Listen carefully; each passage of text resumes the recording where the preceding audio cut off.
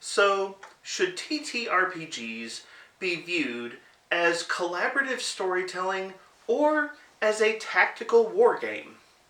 Well, in my opinion, I feel like that is entirely based upon the context of your group and your gaming table.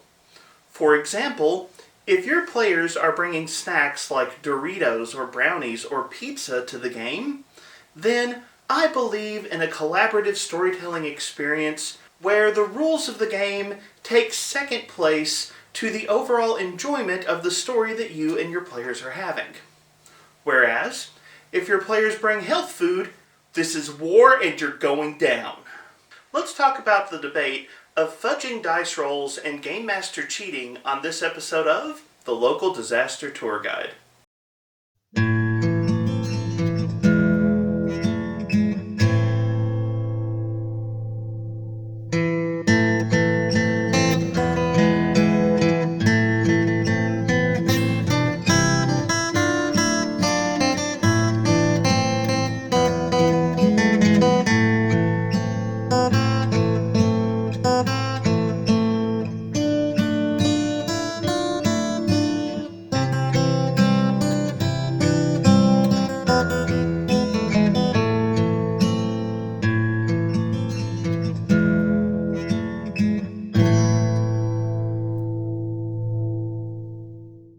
Hello travelers and tourists, my name is Mark and I am the local disaster tour guide.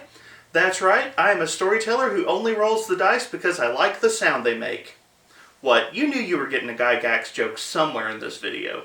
Welcome to a journey through the fantastic world of TTRPGs like Pathfinder and Starfinder. Today I'm doing a special, I guess you could call this opinion piece video, on the subject of fudging dice rolls or Game Master cheating. I will admit that I did not originally have this video on my schedule. This wasn't something I was planning to talk about, but I have seen several videos pop up in my YouTube timeline recently where different content creators have brought up this discussion about fudging dice rolls in an RPG. Is it okay to do? Is it bad to do? And I've seen different people take different positions on this debate. And I certainly know that this is an issue where I'll admit I'm kind of opinionated on this subject. I fall very strongly on one side of this debate, and even though I fully understand where the other side of the debate is coming from, I personally feel like I've settled pretty strongly in my position. But I thought it was an interesting topic, and I definitely think this is something that can be fun to discuss respectfully. So all joking and silliness aside, I definitely want to spur some conversation on this, and I invite you to be part of the conversation. Definitely leave your thoughts in the comments below. I have a fantastic community here, so I expect I will see what I have always seen, which is, even if you disagree respectfully, and take the time to listen to people on both sides of the debate.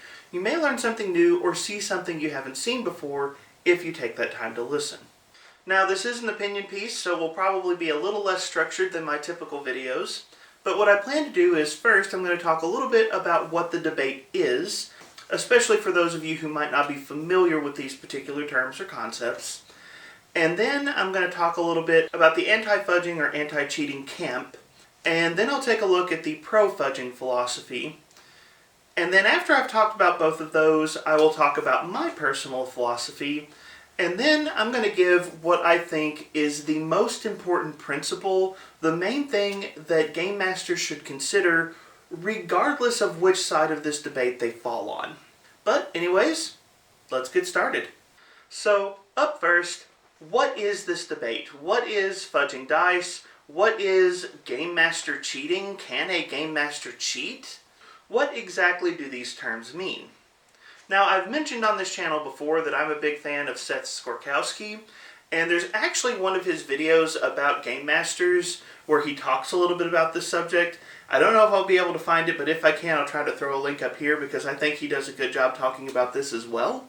But essentially, this debate boils down to whether or not a Game Master chooses, inside of a game, inside of a session, to ignore a particular rule, a particular consequence, and most often, a particular roll of the dice.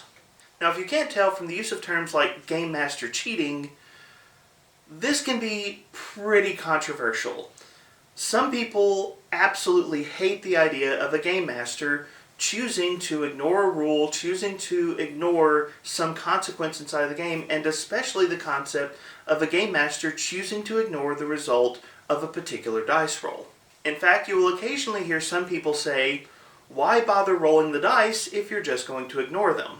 An example of this might be a game master who is rolling attacks for a dragon against one of the party members, and the die roll comes up a nat 20. It's a critical hit, and the game master knows that that particular PC is very low on health, and that a critical hit is probably going to kill that character. So as a result, the game master fudges the dice roll and declares that it's just a normal hit, or maybe even says that it is a miss, even though the actual result of that dice roll should have been that the player character went unconscious and died. Some people would say that the game master is being merciful and being mindful of the player's enjoyment of the game, whereas other people would say that the game master is breaking the rules and breaking trust with his players and ultimately stealing from the enjoyment of the game by removing the challenge. And you can kind of see this debate running in a couple of directions. The same people who might be okay with a game master fudging some dice rolls would probably be very upset if a player fudged dice rolls in the exact same scenario. On one hand, it seems very obvious to say, you shouldn't break the rules of the game you're playing. And it doesn't matter if that game is chess or basketball or a tabletop RPG. The rules are there for a reason. It is something that the group has agreed upon. So you should follow those rules. However, on the other side, there's an argument that the rules are not the end-all, be-all of tabletop RPGs. In fact, the purpose of getting together with your friends and playing these games, at least theoretically, is collaborative storytelling. It is about building a narrative together, and a lot of people think that the rules, while helpful, can and should be discarded anytime it's getting in the way of the fun of building a story together. And even though this conversation often focuses in on dice rolls, should a game master fudge a dice roll, there's actually several different areas where this can come up where it suddenly gets a lot murkier. For example, the classic debate of RAI versus RAW. Rules as intended versus rules as written. Is a game master cheating if they ignore rules as written and instead use rules as intended because they feel that rules as intended would lead to a better play experience? I mean, if you believe in an RAI approach to storytelling, you believe in breaking the rules if you feel like the rules are detracting from the story, and you will see in many role-playing games an explicit statement, a rule zero if you will, that as a game master you have the right to discard rules at a whim because you feel like those rules are not helping your story. This isn't an accounting class, this is a game, this is fun, this is a hobby. And there's probably not any permanent stakes involved, so why do we care so intensely about the rules? I mean, since when does playing pretend have rules anyways? That is a big picture view of what this debate is. And I think it is good anytime we look at a debate to look at the strongest version of particular arguments, rather than looking at caricatures or deliberately faulty versions of a particular argument. So in my mind, I feel like these two positions, rather than calling them game master cheating or using kind of angry terminology like that, I would like to consider this a story versus fairness argument and talk about the pros and cons to both approaches. So let's start with what I imagine most people would consider the default position when it comes to role-playing games, which is the anti-fudging position, the fairness position, or what you may occasionally see, the challenging gameplay position. The idea that as a game master, the rules are the rules, you're going to follow them. When the dice is rolled, whatever comes up, that is what happens, and you're not going to deviate from those things. It's pretty easy to see follow the rules as the default position, And there are some pretty strong positives to this particular position. First up is consistency in the rules. If you're going to follow the rules as they are written, then it's a lot easier for your players to know what the rules are. Changing your mind, changing results, changing what applies from game to game or moment to moment can lead to confusion and can lead to frustration for your players because they don't know what's going to happen. They don't know how things are going to be interpreted, and it can be frustrating to make choices as a player if you feel like a game master is just going to arbitrarily toss those choices out the window based on their particular whims at any given moment. And consistency leads to the next strength of this particular approach, which is trust. It is hard to accuse a game master of playing favorites if it is a well-known fact that as a game master, you always interpret the rules the exact same way for everyone in every circumstance. Consistency is a foundational aspect of building trust with other people, and so this particular approach to play naturally builds trust between players and game masters. And then the last strength to this approach, while not as commonly mentioned, is still one that I see brought up from time to time, and I do think it is worth noting here, and that is the sense of challenge and accomplishment. Now, if I wanted to chase a rabbit for a few hundred miles, talking about RPGs and which games are too hard or too easy, and the debates that can swirl around those concepts, trust me, that can go on forever. It seems like every time a new RPG is released, or a new edition of an RPG comes out, there is going to be some kind of debate about, is this game too hard or is this game too easy? It's like I made an entire series on this question at some point. But this concept of challenge is important. If a game master is fudging the dice or fudging the rolls, if a game master is discarding the rules or results of a particular moment, then the game master is undercutting the challenge of a particular system. And as a player, wouldn't it detract from your sense of accomplishment to know that you were never truly in any kind of threat? There was no real danger, because if the dice went badly, the game master was just going to swoop in and rescue your character. By following the rules strictly as written and following the rolls as they fell, a game master that tells you you have succeeded is acknowledging the challenge that you overcame, and that leads to a true sense of accomplishment. And allow me to state that I fully respect all of these arguments about consistency, about trust, even about challenge and accomplishment. Several years ago, I was playing in a Call of Cthulhu game, and there was a moment where my character could have escaped a particularly dangerous encounter. I could have run away, but unfortunately 2 of my party members were not able to escape in that exact moment, and so I made a decision to stick around for one more round and try to rescue them. And even though I rolled like a madman that particular round, I ended up failing my last check, and I wasn't able to rescue my friends, I wasn't able to escape myself, and my character ended up dying in that particular game of Call of Cthulhu. The game master did not cut me any slack. It was a very brutal moment, and it was a very heartbreaking moment because I came so close, not just to getting away myself, but also rescuing my friends. And even though I failed, I really enjoyed that session. It's one of the better gaming memories that I have. It's strange to say that failure could be so enjoyable, but it was. However, that's not to say that the anti-fudging camp doesn't have some problems with their position, and their problems all boil down to a single category: exceptions. You see, normally I follow the rules, except, normally I roll the dice, and wherever they land, except. And the thing is, when you really stop and listen, the exceptions are everywhere. Here's a common one. The game session is running long, and the fight is taking longer than you thought it would, and everybody's tired, and everybody's ready to go home. Are you really going to let the dice roll exactly as they landed?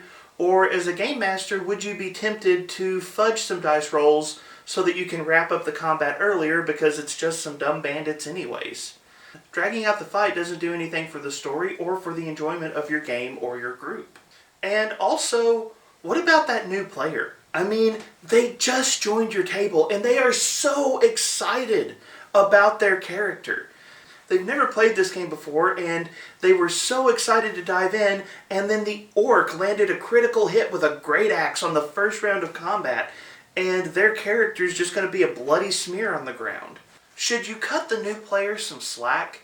Wouldn't it be really frustrating for their first game to be 2 hours of them sitting around and mourning the loss of the character they just created? Oh, and what about the time that your players were just having a really bad day? The dice just kept rolling terrible for your entire group. If you've played for any length of time, you've seen these sessions. A couple of months ago, I had a session where my players couldn't roll above a 5 or a 6 on a d20. It was pretty bad. Should I fudge the dice in those moments? And as I've noted, if you stretch beyond dice rolls, breaking the rules might be bad, but what if I just bend the rules a little bit in this particular moment? The difficulty with this particular side of the debate is the number of exceptions that just keep popping up. It's like there's an asterisk on so many different examples in this conversation that you start to wonder how strong this position actually is. So let's flip over to the other side of the debate and let's talk about the pro-fudging side of the argument. Let's talk about the side of the argument that explicitly says story is more important than rules or rolls of the dice. This is actually one of the first and most important strengths of this particular side of the debate. This hobby is about collaborative storytelling. That is what we do.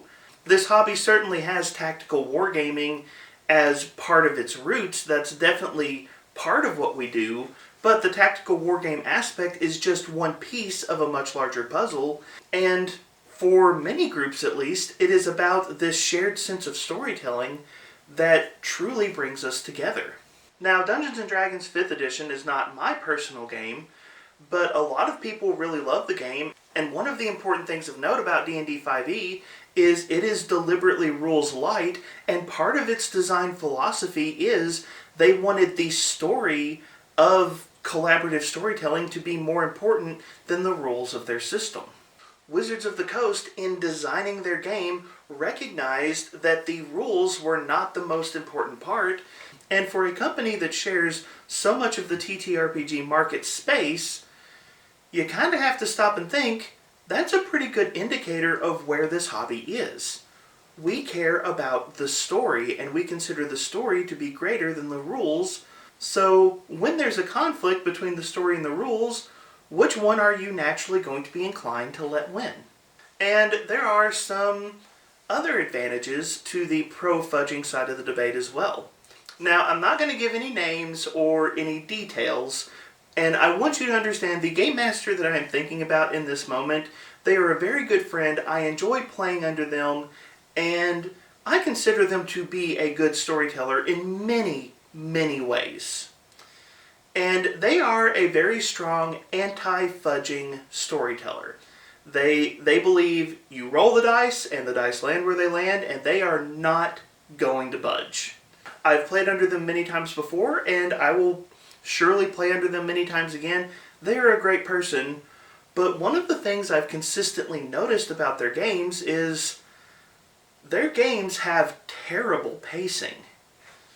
Their games frequently tend to run long, and there are often large stretches of their game where the story drags to a halt, often because they are so concerned with making sure that all the rules and dice rolls are being done properly. They adhere very strictly to the rules of the system that they're running, sometimes to the active detriment of the story. The pro-fudging mentality is a more adaptable mentality when it comes to storytelling. If I, as a game master, can discard rolls or rules or change the intensity of an outcome for a particular rule or role, I have the chance to adapt what I am doing to the needs of my table, my story, the situation that me and my players are in. And let's go ahead and talk about this because, well, as gamers, we love to get in debates about these kinds of subjects. Are there any perfect role-playing games? I have publicly stated that Pathfinder 2nd Edition is my favorite TTRPG that is published to date. I absolutely love Pathfinder 2e. Not far behind that is Starfinder. I really enjoy Starfinder and absolutely love Starfinder's setting. And there are many other TTRPGs that I love and play and would gladly play again. But I have never played a perfect TTRPG. Not once. Even Pathfinder 2nd Edition, there are issues with the system. There are things that frustrate me about how Paizo did the game. And this kind of brings up a serious point. If there is no perfect gaming system, then shouldn't game masters be willing to discard things that don't work or that don't work well for their gaming table? Let's pick on Pathfinder 2nd Edition for a moment. Age of Ashes book number 2. Is that book a fantastic example of adventure path design balance? No, it is not. If you are a storyteller who has tried to run Book 2 of Age of Ashes, you know that there is a moment in that book where the difficulty spikes way too high for no good reason. And to be fair, Paizo has made this mistake a few times. Now, imagine you're a game master who's going into Age of Ashes Book 2, and suddenly your party runs into that encounter, and you didn't know it was coming, but you can tell that this poorly designed encounter is about to wreck your party and potentially ruin your game. As a game master, is it okay to fudge dice rolls there? Is it okay to bend the rules, maybe even break the rules, so that what is commonly acknowledged as a not well-designed portion of the game doesn't interfere with your gamer's fun? I think there are plenty of people who would say, yeah, it's perfectly okay for a game master to kind of fudge the dice or bend the rules in that moment. And I imagine you could find an example of moments like this for every single TTRPG published. There is no perfect system, and as a result, as a game master, there are often going to be times where maybe unintentionally there is something in the game that is working against the enjoyment of the game, and as a game master, you want to toss it. You do. But that doesn't mean that there are no flaws to the pro-fudging argument. And one of the first and most obvious is, it feels really arbitrary. If the game master is tossing out rolls and tossing out rules and just changing things on a whim, are they doing it because they're trying to make the game more fun, or are they just tossing things that frustrate them?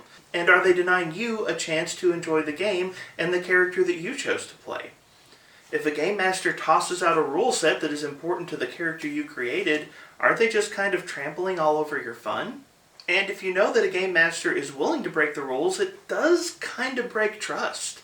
Because what if the game master is breaking the rules for one player, but not for you?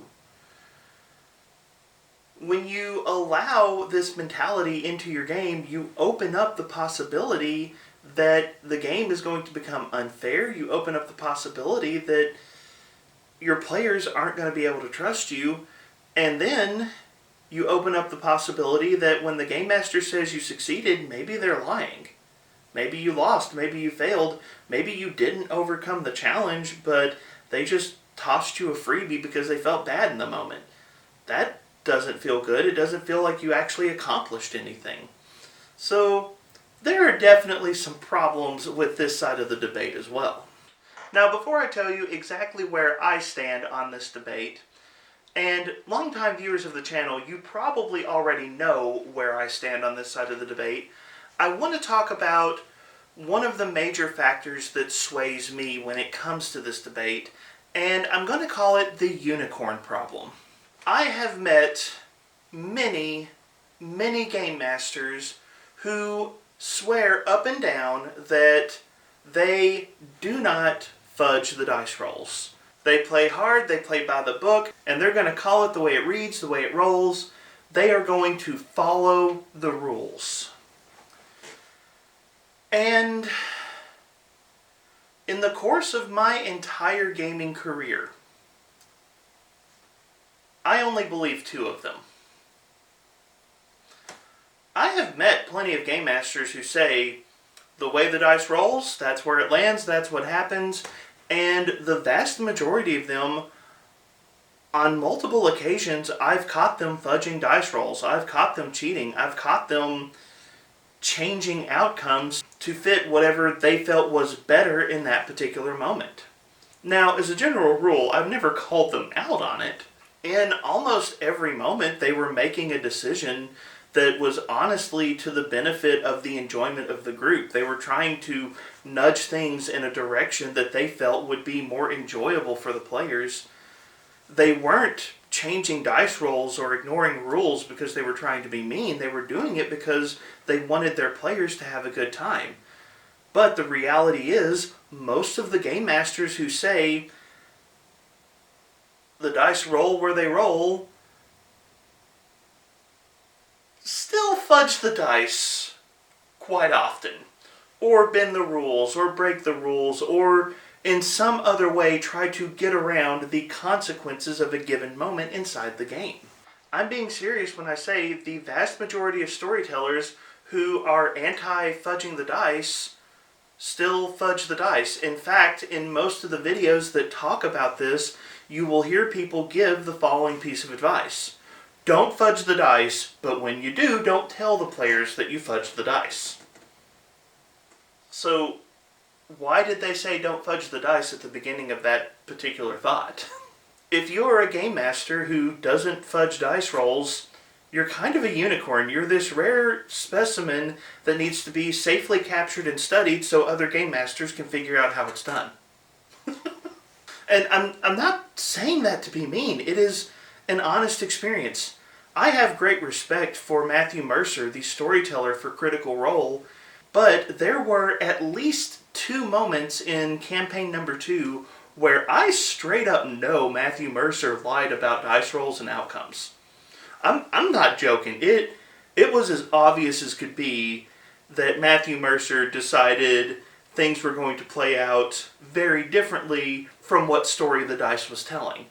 And I'm not going to chase that rabbit too far, because even in that instance, it was very obvious that Matthew Mercer was trying to nudge the story in a direction that him and his players and the fan base of Critical Role would find more enjoyable. He wasn't doing it out of hostility or trying to deceive his players in any way, but he still cheated because he was being mindful of his players' enjoyment.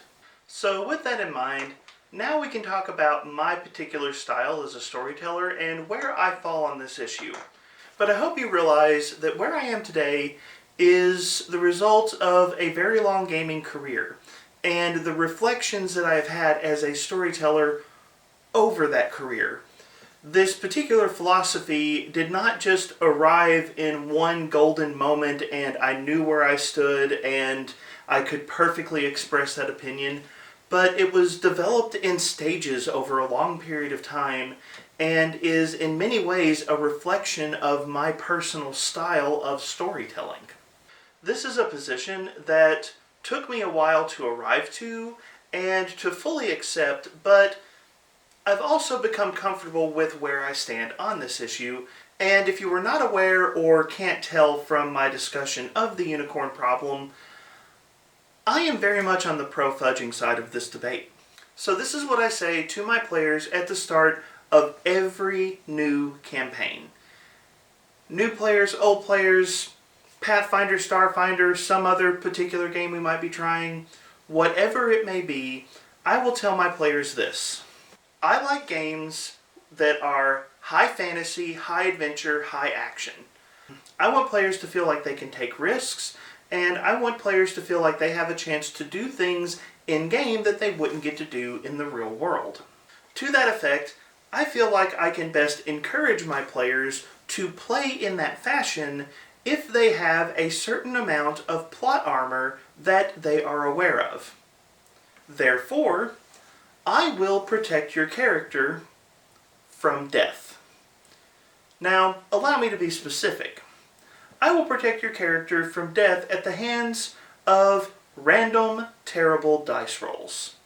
If you're playing the game and you are having just a horrible night and the dice are just straight up trying to murder your character and things just keep falling terribly for you, I will save your character from death. Now, there are a couple of important caveats that you need to be aware of when it comes to this plot armor that your character has. Number one, I will protect you from death, but not from any other consequences that might come from bad dice rolls or things going awry.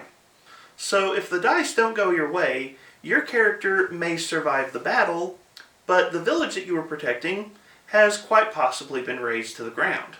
Also be aware that there are certainly consequences that can happen to your character beyond just living or dying. Your character may take a permanent injury of some kind, or you may be captured, or you may lose important items or other things that you were trying to protect.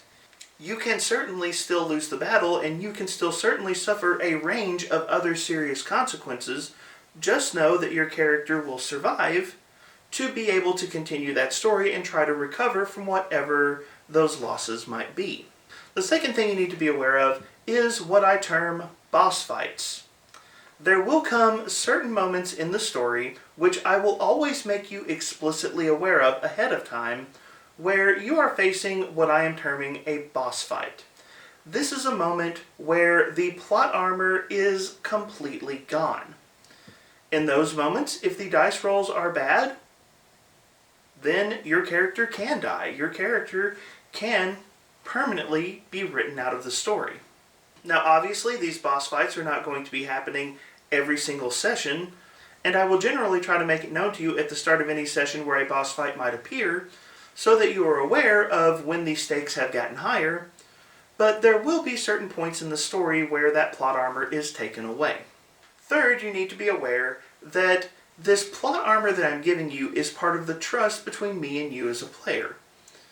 And if you try to abuse this trust, I can and will remove this plot armor, or, in short, this plot armor doesn't protect you from stupid.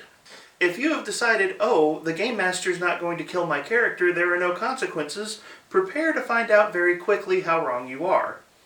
If the king ushers you into his chambers to give you a quest, and you respond with, I slap him, don't be surprised if the guards turn you into a pincushion. If you're not going to take my story seriously, I am more than willing to put the full force of the rules in effect to remind you that I still care about this story.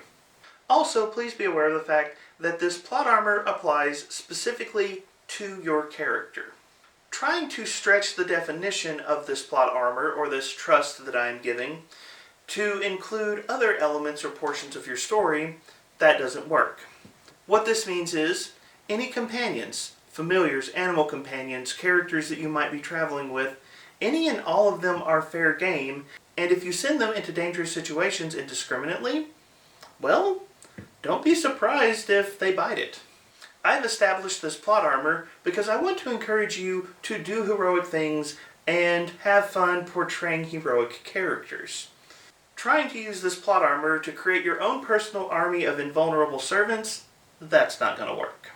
But as a general rule, know that if the dice are just being terrible and you are having a horrible day, that I will make an effort to save your character.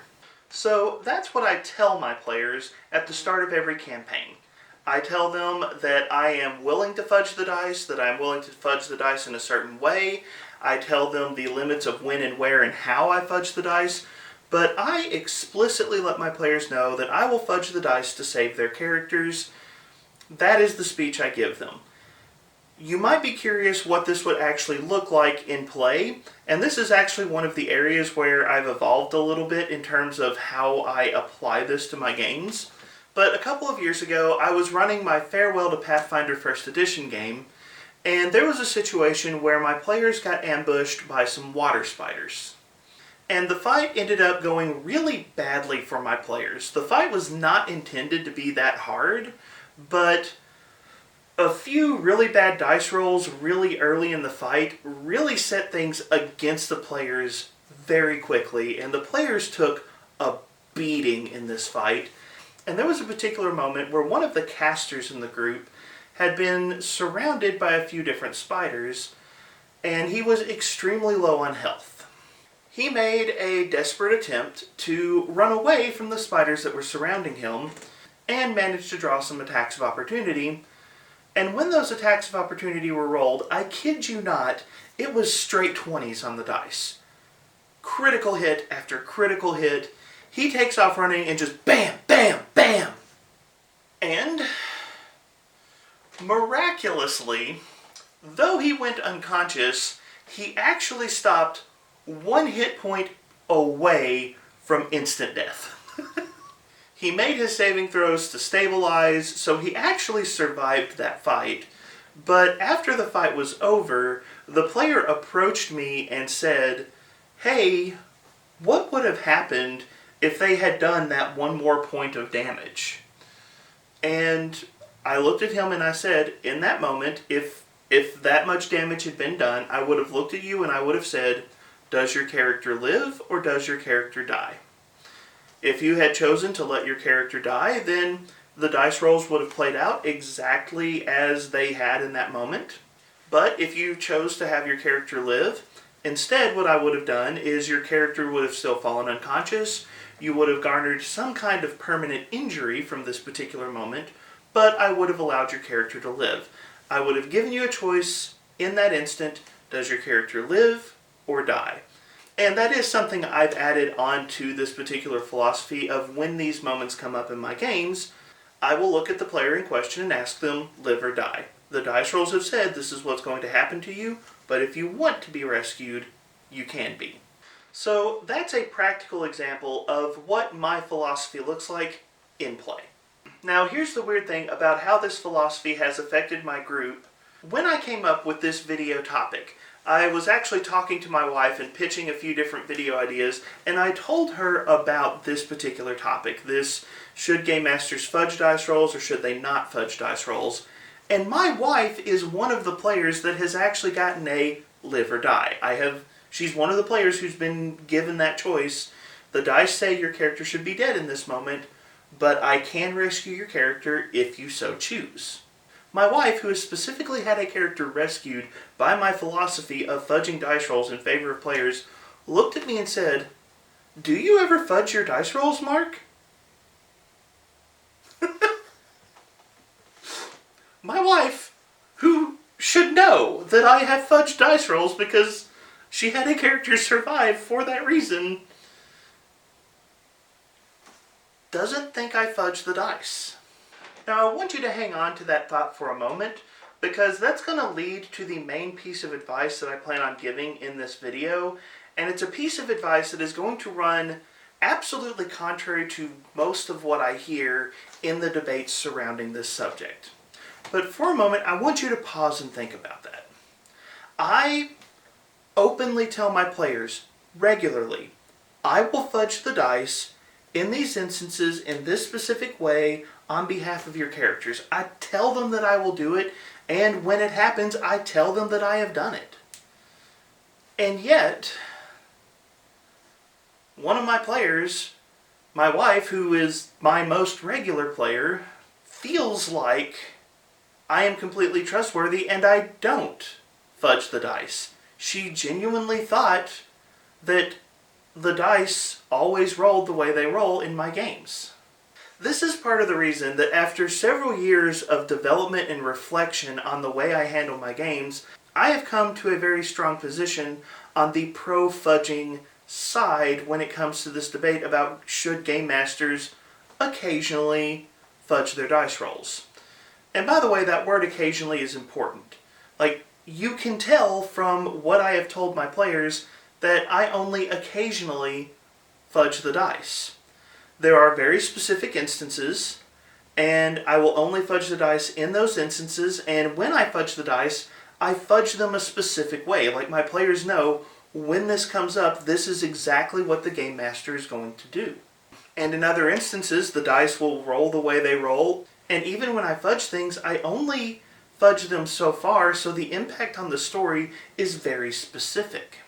The rules obviously still have a heavy impact on my story, and it's obvious that I stick to them pretty tightly, but as a general rule, my players have a high degree of trust in how I run my game.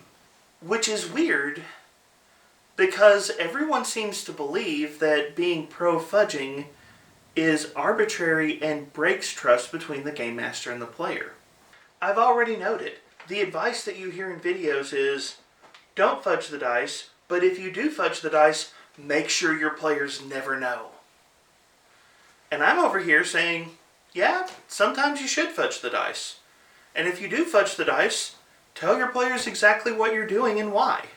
I wonder if this debate about trust has more to do with the fact that many storytellers, again, not all, but many storytellers try to present themselves as running the game one way when in fact they are running it differently. Many Game Masters say, I will never fudge the dice, but as gamers we catch them doing it. We see it happen. We know they're fudging the dice, and as I've said several times in this video, typically when a Game Master breaks the rules, fudges the dice, or cheats, quote unquote, they're not doing it out of hostility. They're not doing it because they're trying to be a jerk. Usually when these things happen, they're doing it because they're actually trying to create a better experience for their players. In the instances I referenced with Matthew Mercer, while it was very obvious that he was cheating in those instances, by the same token, it was also very obvious that he was trying to be mindful of the experiences of his players and of the community that watches the shows they produce. He wasn't trying to be mean. He wasn't trying to break the rules just because he felt like being evil. He was actually being mindful of people in those moments. I think the problem isn't that Game Masters occasionally cheat.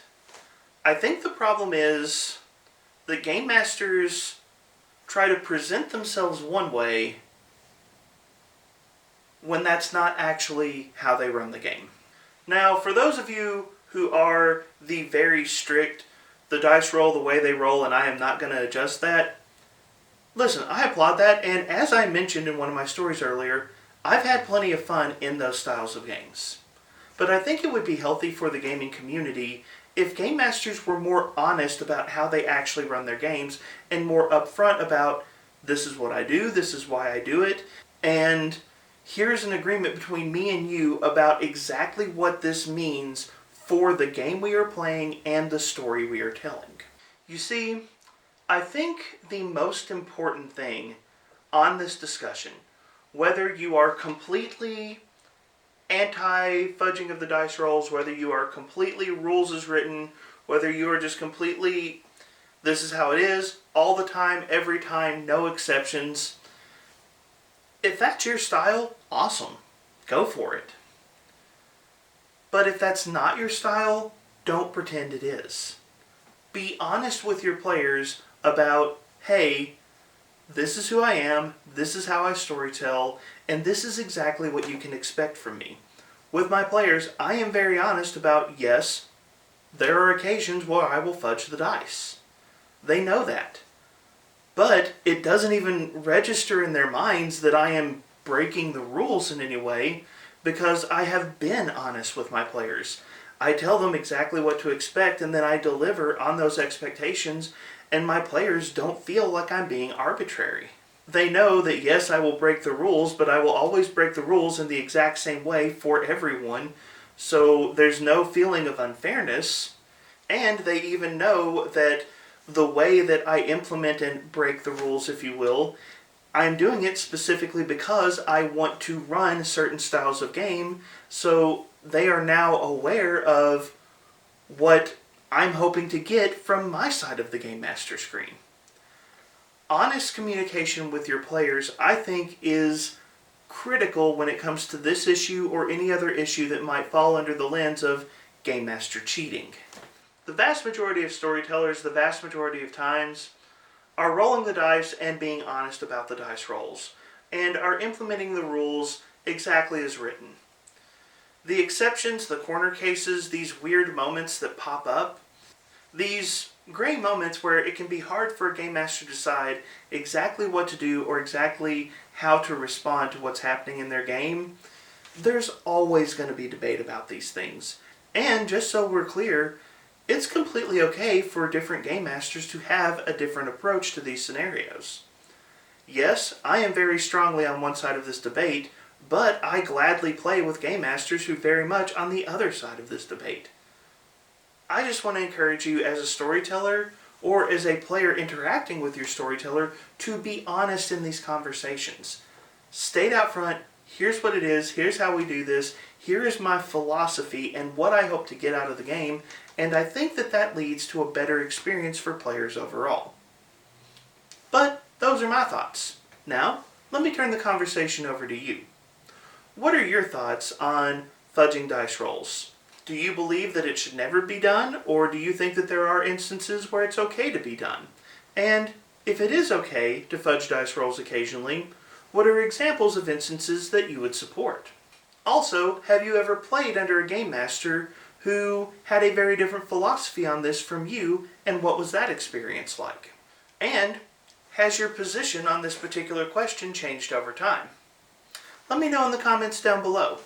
I realize that this can be something of a contentious topic, but I think it's a fun thought to explore, and as I've said, we have a fantastic community here, so I'm expecting some fun, interesting, and respectful debate. If you enjoyed this video, be sure to like it and share it, subscribe to the channel. I have a free Discord group that you can join. The link to that is in the video description below, and if you'd like to support this channel financially, you can check out my Patreon down there as well. Thank you so much for being here, and have a wonderful day.